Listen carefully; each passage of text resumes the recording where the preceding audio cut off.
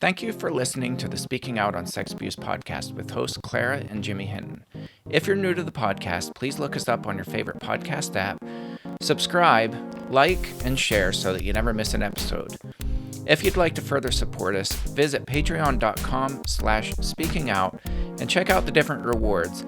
You'll find exclusive rewards if you sign up as a patron of the podcast. Thank you for your support, and let's get into the show. Welcome to this week's podcast. Thank you to our patrons, as always, for helping to make this podcast happen. And we would love to highlight our book club tier. Yes, we would. Once a month, we do a Zoom with our patrons in that tier, and we talk about different chapters that appear in my memoir, and we get to interact with them. We do a monthly Q&A with patrons, and it's just good. It's a lot of learning, a lot of back and forth with our patrons, a lot of one-on-one time also, and that's when we get to know each other really on a deeper level. So we would love to have you join that tier. Absolutely. Yes. I was just checking her mic to make sure it's on. We started recording and I noticed the volume on her side was turned down. So Actually, Jimmy turned it off. I did. He just tried to tune me out. And then I said, was like, mute. I mute. said, Jimmy, I'm part of this too. She is. She is the reason that the podcast happens. Oh. I tried to do it by myself a couple episodes, and it is really hard. I don't like it. It is hard to do that. Yeah. It is. It's difficult and we hear all the time people like the interaction between us, so it just works, doesn't it? Sometimes. So It does. this Yes. week's podcast, I put a post up and it got a lot of interaction. And so this was yesterday on my Facebook page. So I'm going to read this off. We'll talk about some of the reactions to it. There were some strong reactions to this, so we're just going to spend a whole episode and talk about it. Right. But the post said, the number one thing we can do to help keep our kids safe from predators is to teach them what abuse really is and how to say no. All right, I stand by that statement. Right. I stand by that statement. And let me expand on that just for a second, and then we'll talk about some of the reactions to that. So, number one, I do think that this is the number one thing that we can do to teach our kids what abuse really is. How many times have you heard from survivors, I didn't know what was happening to me was abuse until Repeatedly. I was an adult. We hear that repeatedly, over and over and over Hundreds again. of times Yes, we've we heard do. that. Yeah. Yes. And so to all you survivors, one, I just want to point out that part of the statement. We're talking about teaching kids what abuse really is. That certain touches, that certain sayings, that is abuse. Boundaries. We will label that as abuse to the kids. When we begin teaching boundaries, kids start to get it. Yes. And until then, kids don't. I Right. mean, let's face it. And why should they? Let's face it. Exactly right. Exactly right. So this is something that has to be taught. So we have to teach kids what abuse is, that what is happening to them, if, God forbid, it does happen to them, Right. that is absolutely labeled as abuse. And I don't want to get graphic for the sake of, I just, abuse survivors know what abuse is. I don't have to spell that out. Right. But the certain touches, the types of touches, the physical abuse, the sexual abuse, even psychological abuse. Kids have to know and be able to clearly identify beyond something in their gut that says this doesn't feel good or this doesn't feel right. Something has to be crystal clear that clicks inside of them that says, my goodness, Stop. this is what my parents were talking about. Yes, we need to stop. Right. So teaching them what abuse is gives them a mechanism to be able to disclose abuse. And that's something that we talk about with our kids, is that, we have this open very open relationship. We have conversations all the time. How was your day? Um, if we can tell that our kids are having an off day, we'll say, well, Right. did anybody do anything to make you uncomfortable? Right. It's a pretty benign question, but that opens the door for them to Sure talk about, does.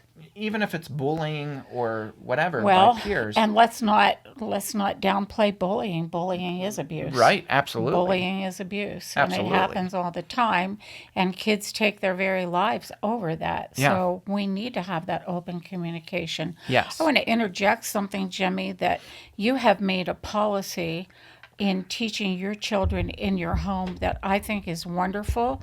That as a parent, I wish I had thought of that and used it with you kids, but you have no secrets. You Right. don't use that word secret.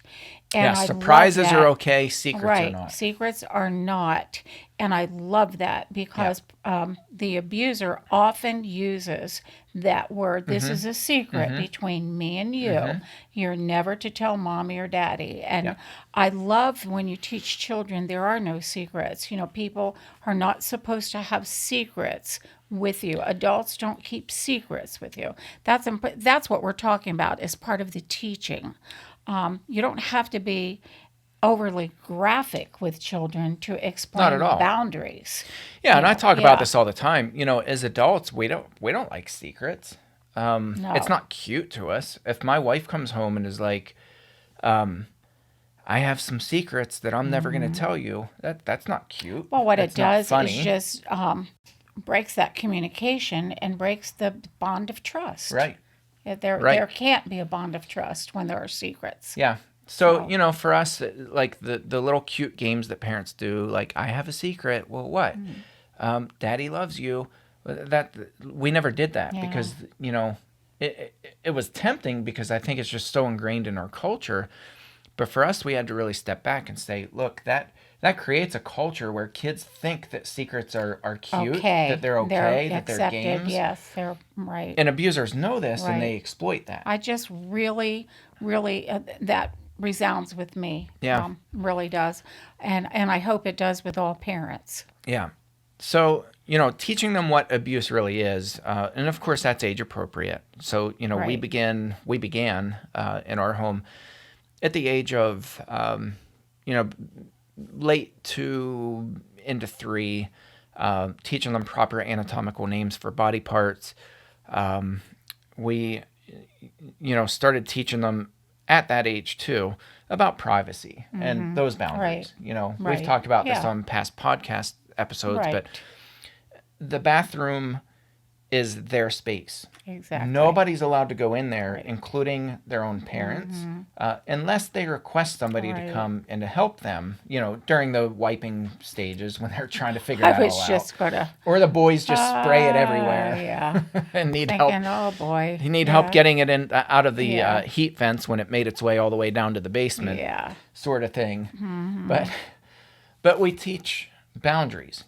Like we begin at that age by teaching boundaries. Okay, when they get a little bit older, then we start teaching them about body safety and private parts. That private parts are not to be touched by anybody. And there are a few exceptions to that, but a doctor, if we're there and if Right. we're in the room and if the Right. doctor explains what they're doing, Right. things like that.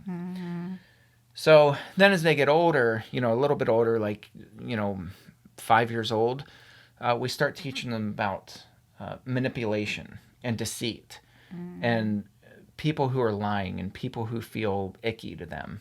And kids have a keen sense of who is genuinely nice They really and do. who is not genuinely nice. Yeah. They sure do. And they'll tell Yeah. you if they get that feeling that I don't like that person. There's a reason why they have that feeling. I remember our daughter one time telling us that it was somebody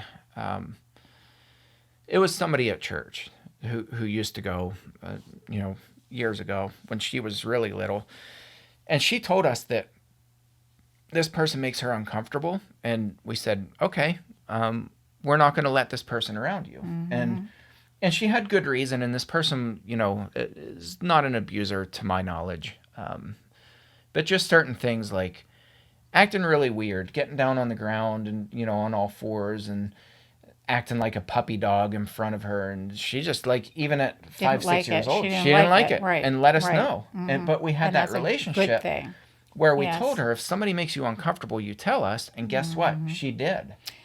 And that's just the opposite, Jimmy, of how I was as a parent and how I was brought up. And I know a lot of our listeners were brought up the same way, that you never disrespect an adult and you always obey and do what they ask you to do, Yes. and you never speak out of turn or disrespectfully, Yes. about them. So things have changed, thankfully. I mean, Sort of. I mean, thankfully, I was but looking at the not all the comments, and way. that I was know. one of the Yeah. biggest things that resonated with this Yes. post. And there was pushback, not against me, but pushback against this idea because people are saying, I don't have time to sift through the comments. There's like almost 200 of them, but the comments generally, probably the most commented thing was, well, yeah, we're all for teaching our kids, and we do teach our kids, but what about adults who, when our kids are in the care of adults, the adults don't care, and they force our kids into these scenarios where our Right. kids are not comfortable, whether it's at school or at Right. church or Right. wherever. Right. That's a great point, and that I It think that was is. probably the biggest thing that resonated with this post is, what about teaching adults about proper boundaries for Correct. children? Right. Both needs to be And done. and I'll amen Yeah. that from the rooftops. Right. We have a systematic problem in our culture where that still is very much Exists. present Oh, today. It very still much. exists. Very, very much. Yes. Yeah. So, Very much. we I'll give an example. I just yesterday had this big issue where somebody was telling this story about this kid, and somebody was abusing kids, or there was evidence of abuse. I don't remember all the details, but this individual was a preacher from church to church, in and out of churches, couldn't seem to find a church to settle on. And there was good evidence that this person was abusing, or potentially abusing, all these children. At a bare minimum, making children extremely, extremely uncomfortable. This individual contacted the current church where this individual's at, made a bunch of phone calls, didn't get a single phone call back, sent a bunch of emails, completely ghosted. Doesn't And shock me. and Doesn't this surprise is me. Yeah. routine where Right. people say it doesn't matter that they're making kids uncomfortable. They're a good Christian. He's a good Christian man. It People, does it matter that does he's making matter. kids Yes, it uncomfortable. does. Yes, there's a reason why kids feel uncomfortable. There's a It reason why they absolutely say matters. that they feel that way. There's something's not right. Right. Yeah, something's not right. Kids know. They do. Kids have that innate sense, just as we do as adults. When we get that weird feeling about another adult, that is just in the gut. And how many Yeah. times have you and I heard, I had a gut feeling and I was right? Yeah. I was right, Yeah. So we need to listen to our kids. So, I mean, this is so important because I read these comments and I was like, like, all of these points are so incredibly valid, where people are saying, like, we have got to teach adults that my boundaries for my kids are our boundaries, and it's not okay for people to violate that. Or if a kid discloses, and those were some of the comments too. Well, what about when kids disclose and nobody will listen to them? Adults tell them that, they'll look into it, or Nothing it gets didn't really done. Right, happen, or you have the exactly. court system that doesn't do anything. What about that? And those are all incredibly valid points. So my point in this post, in saying the number one thing we can do to help keep kids safe from predators is teach them what abuse really is and how to say no. And I would say also, in addition to that, how to disclose.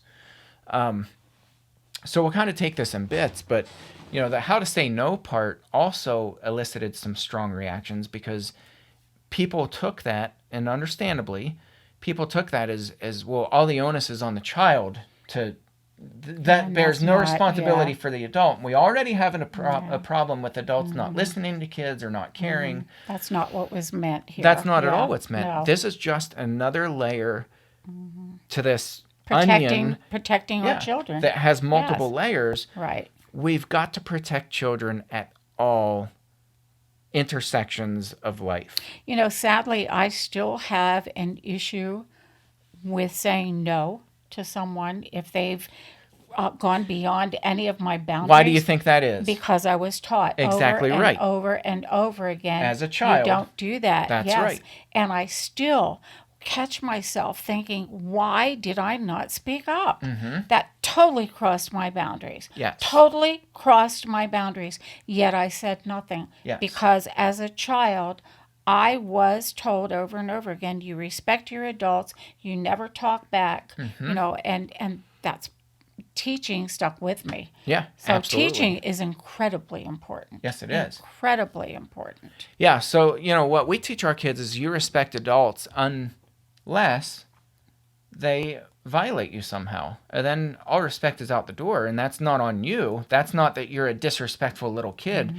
It's that they lost your respect. That they're the ones, not you. They're Right. the ones who Right. violated your boundaries. Right. They pressed that, and therefore they're not a respectable person. And I'm so glad you're saying that, because for me to speak up makes me feel guilty.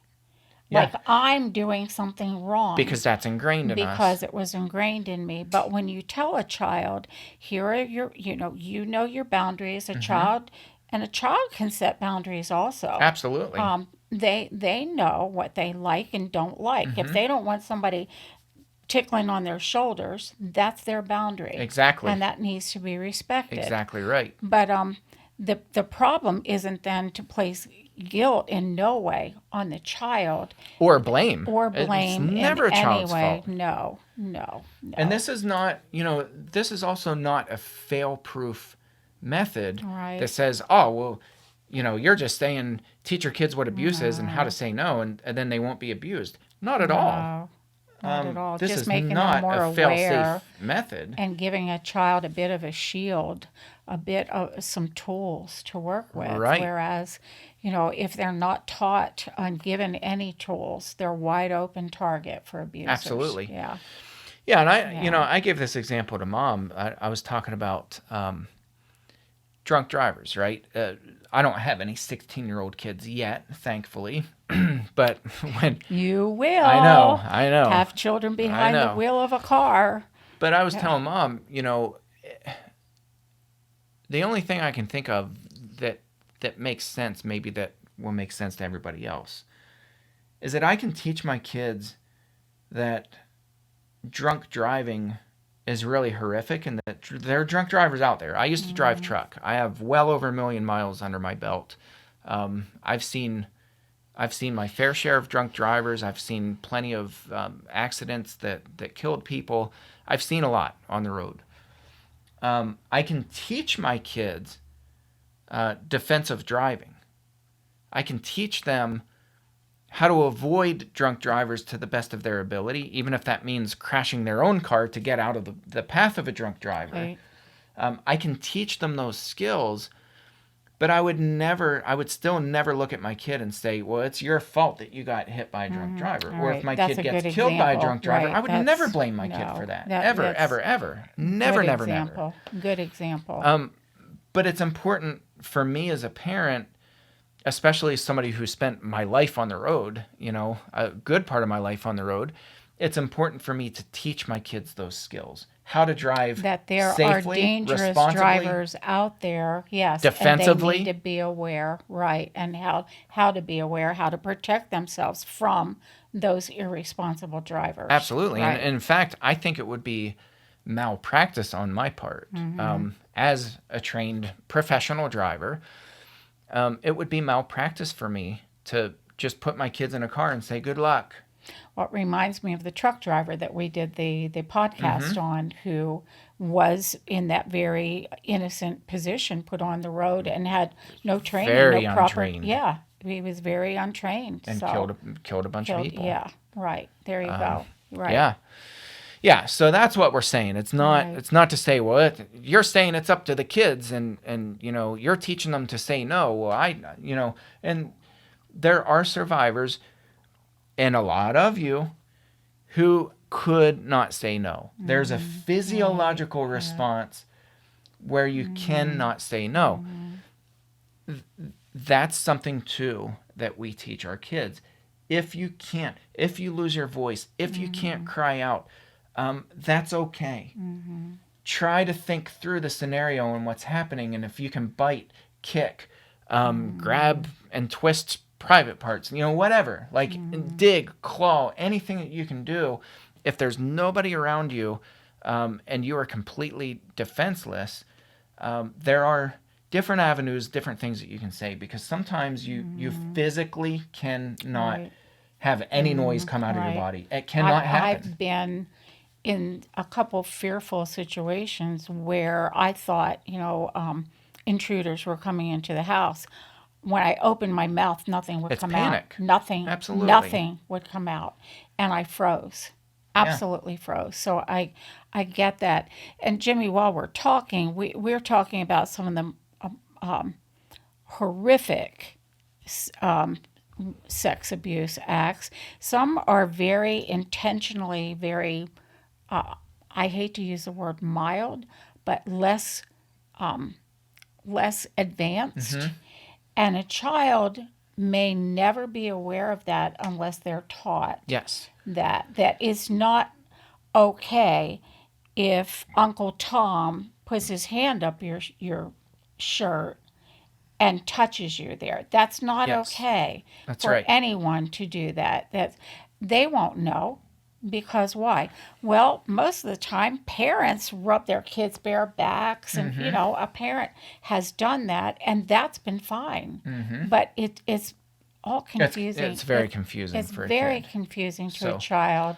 And another reason why a child can't ever be expected to always say no or to that is too confusing. yeah, Heaven forbid it's confusing to us as adults. that's right. Think about it. Yeah, so this So, isn't like this blanket. no. It's so black and white and it's so clear, and just teach it. You're saying teach a kid what abuse is and how to say no, and then they're not going to be abused. No, not at all. There are so many different nuances to this, and we like to have dialogue with our kids, and we talk about different scenarios, and we talk frequently about what makes them comfortable, what makes them uncomfortable.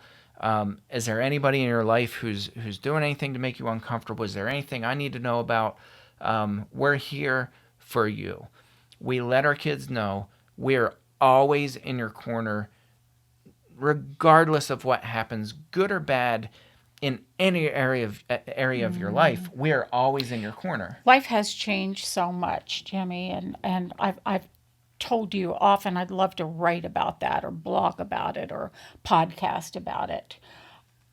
Kids in previous generations didn't have this advantage of open communication with Yeah. parents. I think we live in a time where it's wonderful, where a child can say, I don't like this, I don't feel like doing this, and here's why. And we have parents who will listen, like Yeah. you and Natalie will sit and listen and ask, how was your day? I never remember ever in my life, my mother or father ever saying to us three girls, well, how was your day today? Never. It Yeah. just was, and That's the I'm not, first thing I ask my kids right. every single day. And I know I'm not alone. It just wasn't done in that time. And it was years and years and years until just recently, really, where we have parents who know enough, they've learned that that's what you do. That's Yeah. how you teach children, too. Yes. That's how you teach trust. That's how you teach family ties and all of that. So it makes common sense you would have these discussions Yeah. with children. And I know, like, sometimes it's challenging, but we try to make it a habit to always ask our kids that. The minute my kids, I pick them up at a bus stop. The minute I pick my sons up at a bus stop, and then our daughter, she typically walks home. But it's the same routine. Every day, I never break that routine. I think The that's first so thing I ask wonderful. them Yeah. when they get in the vehicle, how was your day? And it's so hard as a parent when you have, especially when you have dramatic kids, because we have one, I'm who laughing because who that typically child says, is something. it was terrible. And it's so tempting to say, to interject and say, well, look at the bright side, or what good things happen at school. Yeah. But I don't do that, at least not at first. So what I do is I say, oh, really? And I'm sincere when I say it. Yeah. I'm like, what happened? Tell me about your day. Because I don't just make the assumption that because he's been, 4 days out of 5 getting in the car saying, it was terrible. Well, what happened?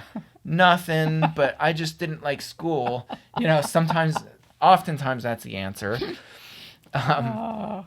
So I try to make it a practice to not assume that that's going to be his response. I ask every day, I think that's wonderful. and when he says terrible, I say, really, buddy? Tell me about it. Right. What happened that was bad?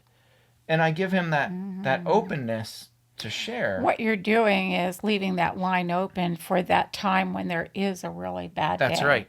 And he will feel so comfortable in just spilling his guts That's right. to you. And he knows that you're going to be there to ask him, Yeah. how was your day, buddy? And I'm there to comfort him. So I never make fun of him. I'm not like, oh, get over it, toughen up.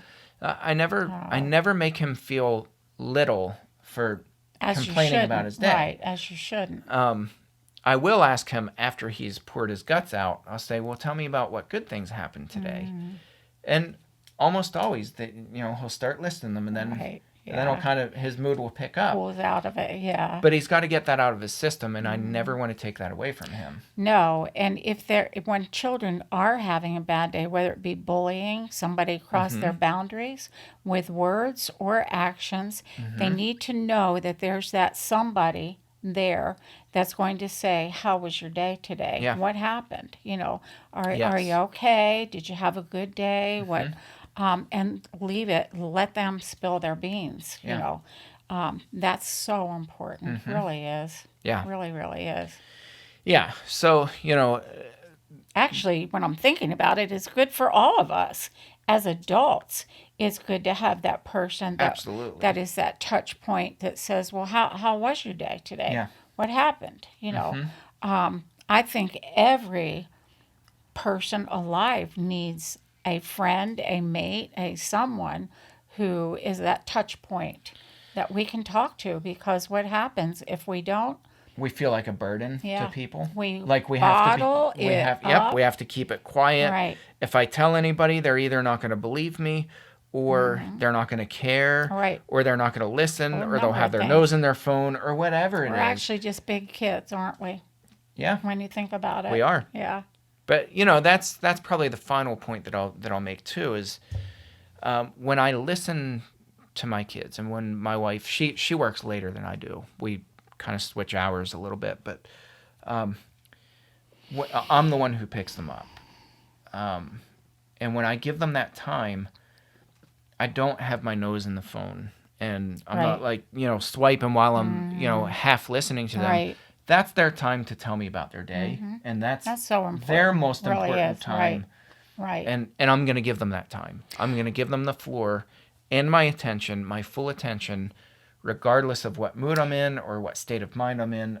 That's their time. Isn't that part of teaching what you're talking about too? That's equipping that Yes. child with the value of trust. That's Yes. equipping that child with communication. That's equipping that child with the ability to say, I had a really rotten day because this is what happened. Yeah. So there are all forms of teaching. We can have the daily talks, or the actual teaching, what is abuse, help a child set boundaries. But the daily, what you're saying is so vitally important to reinforce all of that. Yes. Yeah. So, again, I fully understand all of the comments that people are making. And, There was one that stuck out that said this is really leaning heavily on the side of victim blaming by making the statement. And I just said, I respectfully disagree with that, Yeah. because we're not saying, well, if I taught you what abuse is and you were abused, then it's your own dumb fault. No, far Not from at it. all. Far from it. No, Yeah. but Far this from is it. Yeah. just one more layer of protection, Right. because adults, the Right. reality is, adults can't be with our kids 24/7. We just can't. Absolutely right. For Yeah. 7 hours a day, I have no eyes on my kids Right. when they're in school. Frightening thought, isn't it? Yeah. So it is. it's up and to we have it's to. up to them in large Right. part, because I don't trust all the teachers. I don't know all the teachers there. Right. So It's how up can to I trust them people I don't to know? talk to you, and that's why I say that this communication, that's so vital. Yeah. It really is. Yeah. It really is.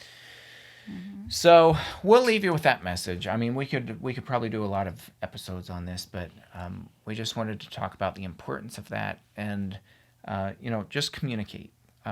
Actually, I think we could do a lot of sessions on that, because as kids get older, it gets more difficult It to does. have Yeah, that you get into a lot communication. more. Teenagers like their privacy with their friends, and it's more Yeah. difficult to get them to open up. But I Mm-hmm. think when a base has been, a foundation has been laid of honest and open communication, it makes it easier. Yes. Anyway.